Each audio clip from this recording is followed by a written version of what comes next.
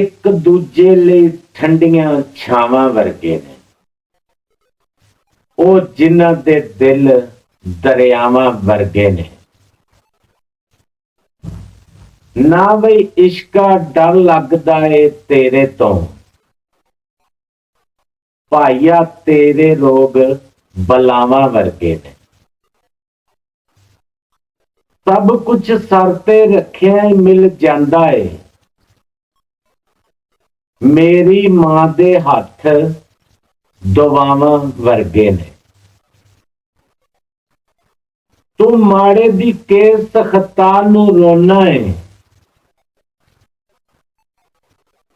ਇਹ ਕੜਮੇ ਤੇ ਆਪ ਖਤਾਵਾਂ ਵਰਗੇ। ਕਾਂ ਤੇ ਕਾਂ ਨੇ ਗੱਲ ਕੀ ਕਰਨੀ ਕਾਵਾਂ ਦੀ,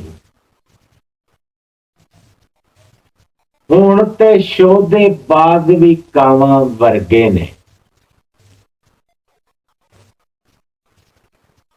ਹੱਸਣਾ ਹੱਸਿਆਂ 100 ਫਤਵੇ ਲੱਗਦੇ ਨੇ,